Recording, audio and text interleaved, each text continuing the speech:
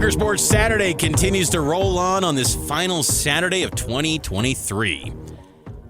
The years just keep flying by, Matt. This is our, fifth year? Yeah. We're doing this together. So Wow. it's been a lot of fun, and it's going to only continue into 2024 and beyond. Should be a big year for a lot in BYU sports, BYU basketball, BYU football, so much to get to in 2024 here on Cougar Sports Saturday on KSLSports.com.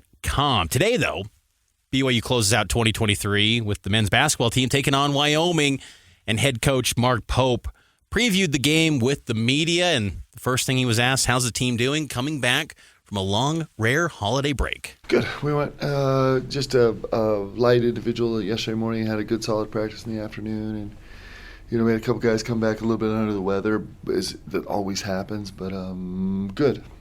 They're good. Along those same lines, the progress of Foose and Jackson. Foose was in his first practice yesterday, which was so fun for me and all of us. He wasn't in the whole practice, but he was in the first half, and that's super exciting.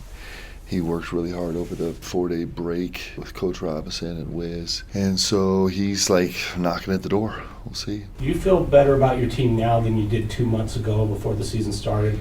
I don't know. I'm pleased with where we are, I think. So I wish we were healthier. That's the only part of this that's been, if I could wave a magic wand, I would have just had us healthy, because we have so many pieces that we haven't been able to play with together, right? And so we're 2 months in, I still haven't had two bigs on the floor ever, right? And that was kind of going into the season. That was a little bit of a point of emphasis for us to be able to play that way. And I don't know if we'll ever be able to play that way this year, but I would have loved to be able to play around more with Doss and how much point can he play and how far down can I extend him? Can I extend him to a 3 or a 4 in moments?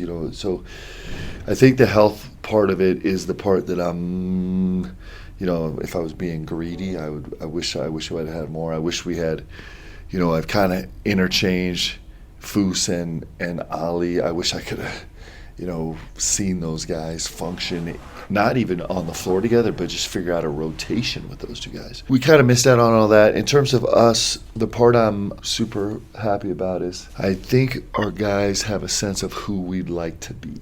I think our guys have a pretty clear vision of how we're trying to attack this monster that we have this year, and we still have a lot of figuring out to do. I mean, there's only so much prep you can do, and then you just got to go figure it out on the fly, when you get punched the first time. But I'm really pleased with our guys kind of feeling like we know who we're trying to be. What's Ali brought to this team on the court and off the court too? Well, on the court is easy. I mean, I really do think he brings another 25-30% to our offense. It just is it's the end of everything now is fully live, where usually it isn't, and so it just opens up a whole new space for us to attack. His size, we walk out on the floor and you're like, we look like we, just size-wise, we look like we fit a little bit. So he's really helped us that way a lot on the court. With his knee right now, he's limited in his mobility, but his IQ makes up for so much of it, not just for him, but for everybody else on the team, as he kind of talks guys through rotations. And so he's had a huge impact on the court in all those ways. And the other thing that he brings with his assist-turnover ratio is when you see somebody that's so expert at something like he's been the first third of the season, it just has a contagious effect to it, right? Guys start to think about the game that way, he's ultimately going to make Atiki and Foose and Townsend that much better, and Marcus that much better, because they've got to see the back end 30% of the offense. And even though it might not be something that they can process as quickly as Ollie, at least it's a visual in their mind about there's a whole new piece of this deal to explore.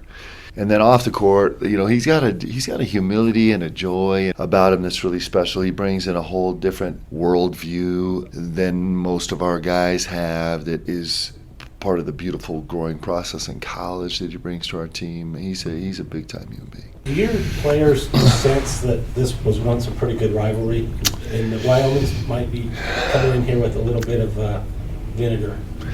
I don't know that our guys get that, but I don't worry about that too much in the sense of like we just have this group that is pretty devoted and pretty mature about like we're laying it all in line every single time we step on the court. We've been really good at that. Like our guys have a good feel for that. So I'm probably get to sleep better than most coaches just in that sense about like I know my guys are going to come compete every single night. They're going to come compete. We're not going to execute perfectly, and we have some nights where things don't go right, but I know my guys are walking and fighting. So they don't. I don't know if they have. It's not in their soul. You hear stories, but you haven't really lived through them, and so it doesn't mean as much.